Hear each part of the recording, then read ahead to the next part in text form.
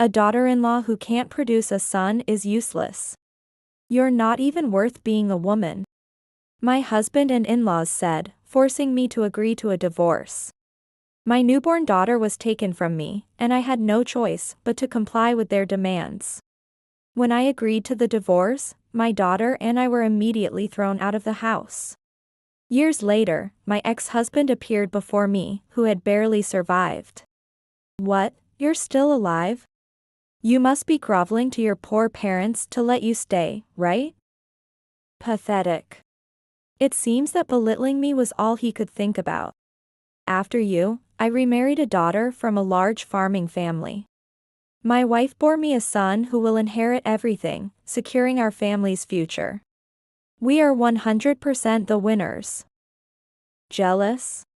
He boasted arrogantly, followed by a crude laugh. I asked him about which prominent farm he was talking about. Taking pride in being part of the winning team, he arrogantly shared the name and location of the large farm, thinking it would inspire me to try and climb up to his level.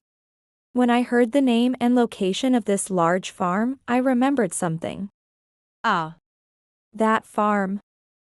Didn't you know? The land of that farm is actually. As I revealed the truth, my ex-husband exploded, calling me a delusional attention seeker. A woman over 30 being pathetic, he screamed. Little did my ex-husband and former in-laws know. An unimaginable fate awaited them for treating me like garbage. I'm a married woman in my 30s. Born as the eldest of 3 sisters, I lived at home until high school graduation. I moved out to attend college, which was conveniently located for commuting. After college, I found a job and did not return home. In my mid-20s, I met my husband through a friend and decided to marry. I told my parents about the man I wanted to marry, and we met face to face. But my parents opposed the marriage. Likewise, my husband had issues with my parents. My husband believed that as long as the couples were satisfied, there was no problem with our marriage. So, I proceeded with the marriage without reconciling with my parents and sisters. And afterward, I lost contact with them. I'm glad I don't have to deal with your poor-looking parents and relatives. You must be happy to be able to get rid of your meddlesome parents, right? On the day I introduced my husband to my parents, my father suggested that a private room would be best. So he arranged for us to meet at a traditional restaurant. My mother cherished the bag given to her by my father, taking good care of it and always carrying it during important occasions. It seemed like a lucky charm for her. There was a face-to-face meeting with my fiancé, and my mother even had the bag repaired in advance. However, my husband whispered to me that the bag looked poor. That bag is ugly. Its design is outdated, and it reeks of the old era. I believe it shows more taste to cherish and care for beloved items rather than being swayed by fleeting trends. However, my husband thought it was more important to follow trends. Due to these issues, my husband was glad that our relationship with my parents and relatives ceased. He often expressed that early in our marriage, we began our married life with my husband moving into the apartment where I lived. However, within half a year, we were set to move in with his parents, and I complied without objection. My husband thought it was wise to save money since raising children is expensive. And I agreed because I thought I could manage to live with my in-laws as things were. My in-laws had a history of working in companies from my husband's grandfather's generation onwards. During a time when jobs were scarce due to the war, my husband's great-grandfather happened to be hired by a railway company. At that time, as the industry was growing, the salary was supposedly good, raised by such a predecessor. My husband's grandfather believed that being a civil servant was the most stable job, and chose that path. However, my father-in-law failed to become a civil servant, and instead worked for a private company. My husband also worked for a company, but for one of the lower-ranked small to medium-sized enterprises. Our household income was below the average in the U.S., and we were somewhat dependent on the income of my still-working father-in-law. Despite this, my in-laws strongly desired a male heir. A true daughter-in-law is one who bears a male heir to her new family. Only then will she be acknowledged as a daughter-in-law. Please ensure that your first grandchild is a boy. Thinking that it was outdated to not consider a girl as an heir. I felt strongly about this because I had sisters. The idea that men were superior and women were useless was detestable to me, knowing my mother-in-law's beliefs.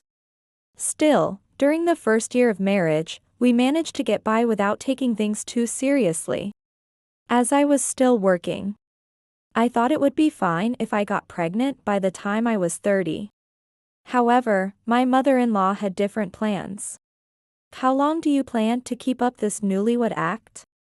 It's common sense to have children in your 20s. Who knows what disabilities a child born from an older mother might have? Because I didn't quit my job, my husband started to feel pressured to perform seriously.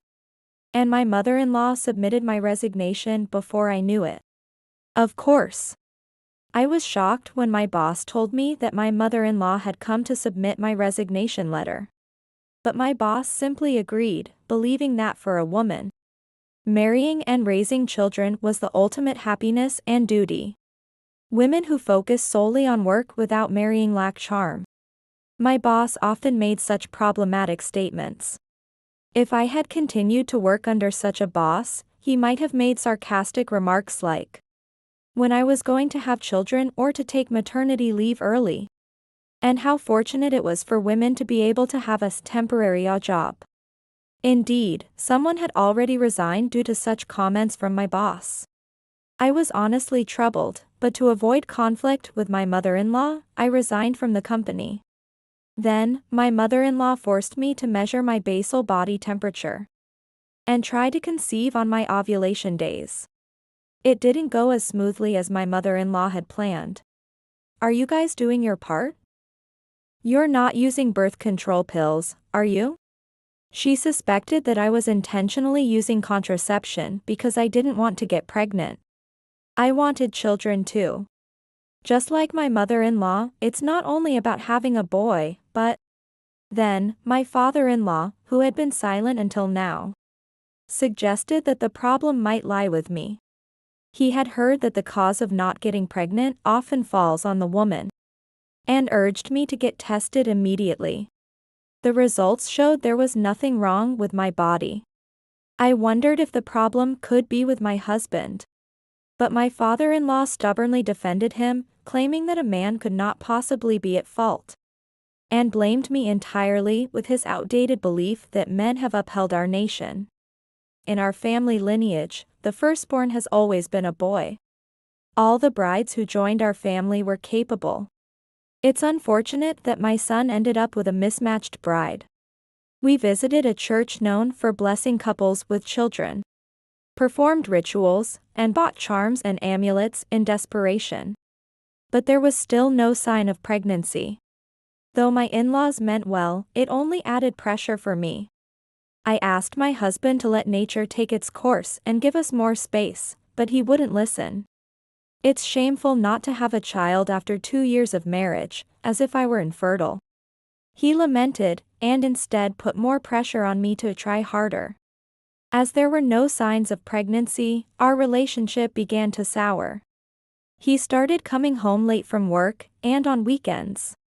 He always returned after drinking, reducing the frequency of our attempts to conceive. Honestly, I was relieved. It was exhausting to be obligated to be intimate with my husband every weekend, and on my ovulation days. With my husband often coming home late, my in-laws had fewer opportunities to blame only me, which calmed my mind. Then one day, in a rare good mood, my husband initiated intimacy. It had been a while, and hoping it might improve our relationship, I reciprocated. Weeks later, feeling unwell, I visited a doctor and was diagnosed with a long-awaited pregnancy. I returned to my in-laws' house feeling lighter. It was a pregnancy just before the end of my 20s, after 4 years of marriage. My mother-in-law's attitude changed dramatically once the pregnancy was confirmed. She became unexpectedly kind to me, significantly reducing my household chores. It was a thoroughly pampered full 9 months. As we reached the time when the baby's sex could be determined, my in-laws didn't ask to check in advance, so I looked forward to the surprise at birth. They believed I would surely have a boy because they think that I have a hard-looking feature. However, at the birth, I was greeted by the healthy cries of a baby girl. My in-laws had opposed my husband being present at the birth, claiming that men should not attend, so he wasn't there. I would have preferred him by my side, but faced with opposition from my in-laws, he seemed relieved. The meticulous care from my mother-in-law during pregnancy may have helped, as I experienced fewer health issues than expected. As my belly grew, even walking became difficult, and shopping alone was tough. So I once asked my husband to drive me. However, he only drove and did not help carry or load the shopping bags into the car, acting as if his role ended after conception. I sensed that raising our child would involve significant struggles over a long period. That's how things stood, with my husband and in-laws anxiously waiting outside the delivery room. Not only was my delivery delayed, but it was also difficult and lonely. At times, I feared I might not hear my child's cries. So, when I did hear her healthy cries, I no longer cared about the sex. Thank you for being born healthy. That was all that mattered. Yet, when the nurse informed my exhausted in-laws, "She's born, a healthy baby girl," by my bedside, they lashed out. I didn't wish for a granddaughter. Girls just go off to other men, nothing but a drain on resources. What a useless bride. Do you want to end our family line? What do you have against our family? Do you want to tarnish me with the disgrace of ending the lineage? Their noisy complaints bombarded me at my bedside. Don't they understand that giving birth is a matter of life and death? Even if I wanted to respond, I was too exhausted to speak and could only endure in silence. All I wanted was to be allowed to rest. Yet, my father-in-law claimed that since I come from a lineage of only daughters, I am destined only to have daughters, and shouted that I shouldn't consider myself a daughter-in-law anymore. Work like a servant, you don't need maternity leave. He tried to pull me from the bed. A nurse, hearing the commotion, intervened as my father-in-law, with a parting shot, said today was the only day I'd get to rest before he hastily left the room. My mother-in-law and husband followed him out. It was impossible to leave the hospital the day after birth, but once discharged, I returned to find my belongings had been moved out of my room. My father-in-law declared that a servant's room was unnecessary, and I should just curl up in a corner.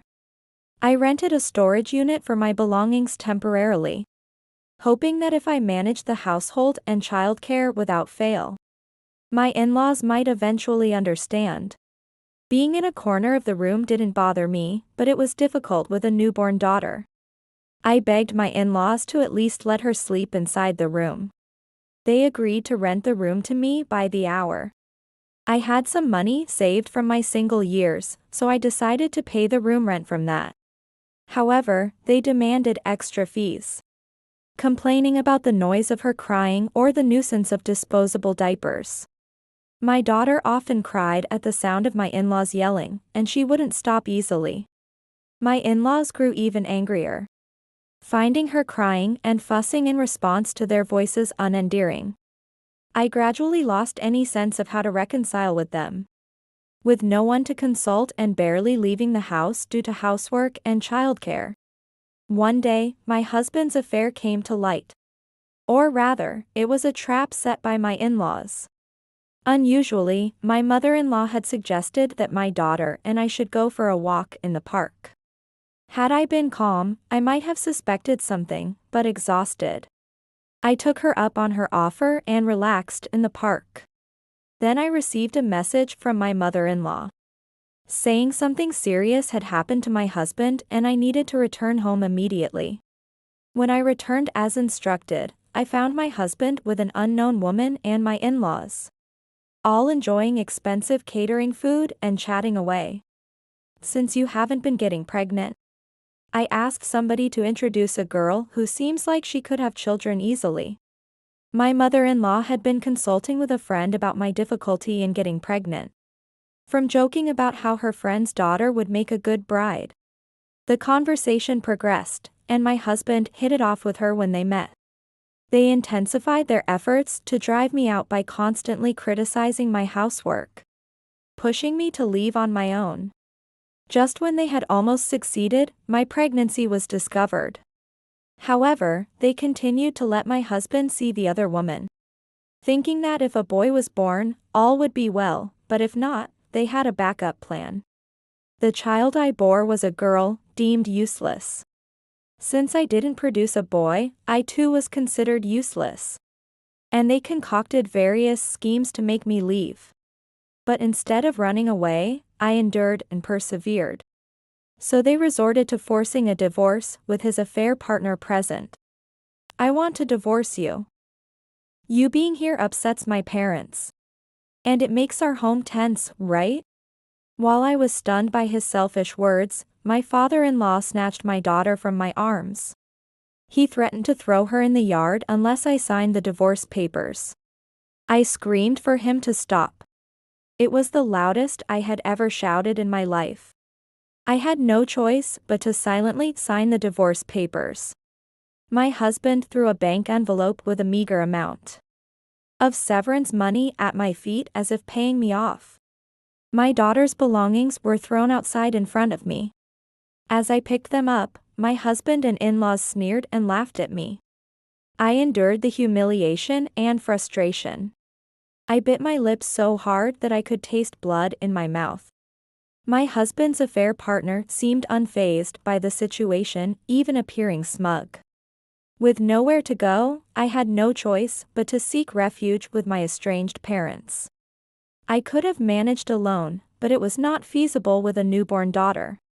I was nearly broke. They had been taking extra money from me under various pretexts.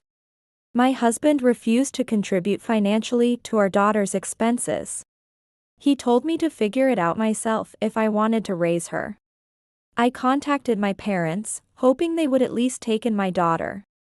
They told me to stay put once they knew where I was. Soon after, my father drove to me with my mother in the passenger seat. I began to share what had happened since I got married while they listened silently in the car, with my daughter and me in the back seat. The last thing I mentioned was my regret for not having told them about my daughter's birth, and pleading for them to take her in, at least. Then my mother said, "It must have been tough. You did well." My father curtly said, "Come back home." When we returned home, my sisters were still there, and my old room was just as I had left it when I moved out after high school. My father told me I could use that room as I wished. From the well-maintained floors and shelves to the fluffy bedding smelling faintly of the sun, I could deeply feel my parents' love. My mother had kept everything ready for the past 12 years, ensuring I wouldn't be inconvenienced should I return. My usually reticent father showed his deep caring without many words. Reflecting back, my father had never opposed anything I decided, except he had clearly said, "That man is not right for you," about my marriage. I asked why he had opposed it. I thought maybe he had conducted a background check on my husband without my knowledge. But that wasn't it. My mother said she didn't like to speak ill of others, but if she had to say, it was because he only looked at the surface. I remembered how my ex-husband had fixated on my mother's bag during our first meeting. He judged that carrying a nice bag meant being wealthy, while using an old one meant being poor. I regretted not listening to my parents' reasons for opposing the marriage and cutting ties to marry him. I apologized for acting selfishly and causing trouble. 3 years have passed since I divorced and returned home. Even though my parents welcomed me back, I knew I couldn't rely on them forever as a mother. These 3 years have been the most intense and lived-in years of my life. Then, one day, I encountered my ex-husband at a local agricultural cooperative. He looked much different than I remembered. His skin was sunburnt, and his hands were rough and unkempt. My ex-husband used to value wearing nice things as a status symbol, and was always meticulous about his appearance, regardless of his character. Seeing him in ragged and dirty work clothes was quite shocking. My ex-husband explained he was helping out at the farm of his affair partner's family, as instructed by his mother. My current wife's family owns a large farm. She gave birth to a son as her first child, securing a successor, so our family's future is secure. I thought he was just bragging, but he continued to disparage me. You returned to your poor parents, right? Must be hard living with a divorced 30-year-old woman and 2 spinster sisters. He asked if I had to grovel to my poor parents and how that felt, among other rude remarks. It's fine to speak ill of me. It's not worth getting upset over such vile comments. However, I couldn't forgive him for speaking ill of my parents and sisters, who had reached out to help me in my time of need. I remembered something about the farm he mentioned. I asked my ex-husband, "Which farm is it?" He said it was the largest one in the area. In fact, my parents had been leasing land to others for profit for generations. Going back in my father's family tree, it appears a very important person once ruled this area. Yet, he lived humbly, without luxury, aligning himself with the villagers. This principle of modesty has been passed down through generations in my father's family. That's why our home is just an ordinary 2-story house found anywhere. Since returning home, I've been helping with my father's business while raising my daughter. I learned that the parents of my ex-husband's affair partner were involved in my father's business. I informed my ex-husband that his affair partner's parents were actually renting land from my parents. He angrily accused me of lying. He remarked on my mother's old-fashioned bag and outdated clothes from the greeting, suggesting a poor person who had nothing else to wear. She can't even afford a new outfit for her daughter's big day. What a bottom-tier poor family, he yelled, panicking. I didn't have time to make up lies to find my ex-husband, who may or may not have been at the agricultural cooperative. I explained that I was there because my family manages rental properties. Our family owns not just farmland but also apartments and buildings. The tenants include a branch of a company well known enough that people would recognize the name if mentioned. Anyone who has lived in this area for generations knows we are like real estate kings. Originally, my middle sister was set to take over the family home when my marriage progressed. But during the 4 years I was married, she found her own dreams. That's when I returned. Having always been interested in my father's work, I decided to take over for him. My middle sister, chasing her dreams, is now working hard, having moved out. While I explained this, my ex-husband kept denying everything, saying I was making it up, that I must be delusional. If you're going to go that far, how about this? I remarried a childhood friend. When I showed him my wedding ring, my ex-husband's face contorted. I don't mean to brag, but my current husband loves my stepdaughter as his own. The popularity of an apartment building on land my father let me manage as a trial skyrocketed after my husband and I added our ideas. It was a previously outdated building with many vacancies. But now it's popular with young couples and considered great for raising children. My ex-husband exclaimed he hadn't heard such a story and lunged at me. You tricked me. Acting all poor. No, you're the one who assumed I was poor. Let go. I tried to push him away, but he didn't give up and grabbed harder. He then pulled my hair, so someone noticed the commotion and went to call security. A few men tried to help me, but my ex-husband resisted by biting them. A burly security guard appeared, which slightly intimidated my ex-husband. Seizing the moment, he was swiftly subdued and dragged out. Later, I received a call from my ex-husband. Thinking it was an apology for his earlier rudeness, I answered the phone. But he was actually begging for money. According to him, his mother had fallen victim to a termite scam, losing a significant amount of money and struggling financially. They borrowed money using their home as collateral. But his father had retired early after passing on the family business to my ex-husband. Thinking a successor had been born. It seems he was scammed out of his retirement funds too. Unable to cover the expenses for 2 households on his salary alone and too proud to admit it. My ex-husband had embezzled company funds and got fired.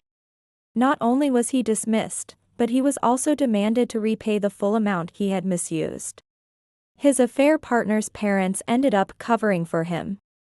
My ex-husband and his parents lost everything, and were now repaying their debt through labor at the affair partner's farm.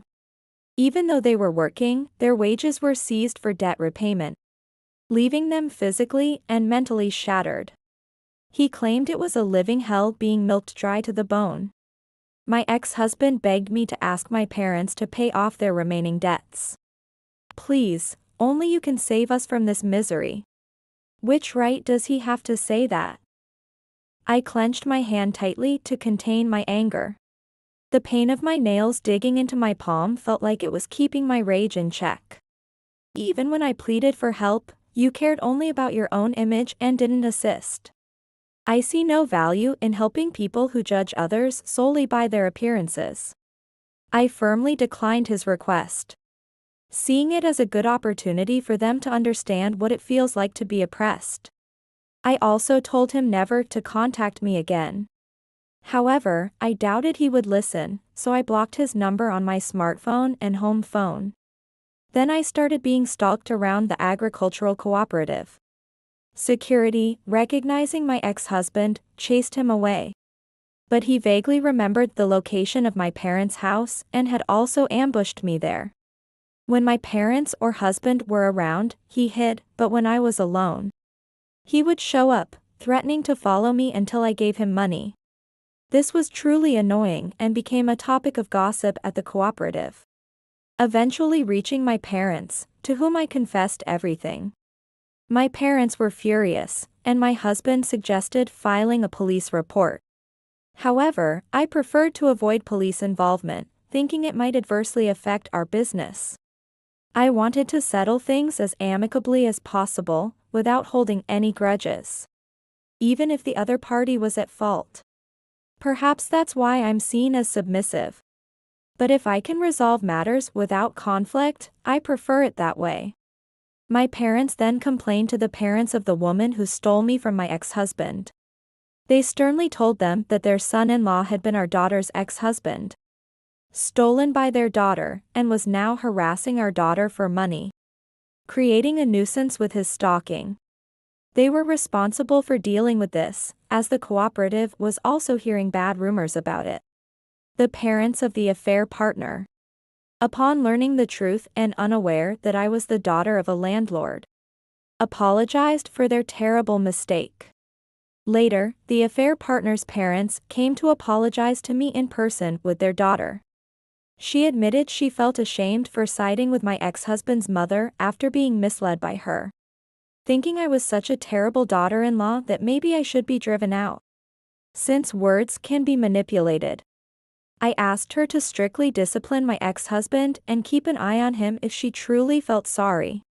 I also requested that they not interact with me outside of work. For now, our relationship is just between the parents, but eventually, it will be up to our generation. I don't want a relationship of mere convenience with the affair partner. I wanted a clear division, strictly professional. After being severely scolded by her parents, my ex-husband had his room confiscated, similar to what he had done to me. He now lives cramped with his parents in a corner of a tool shed. Eventually, my ex-husband's mother was disowned by the farm's parents after they discovered she had secretly harvested and sold their produce at night. My ex-husband's mother blamed her friend from the farm for making her suffer from hunger and berated her.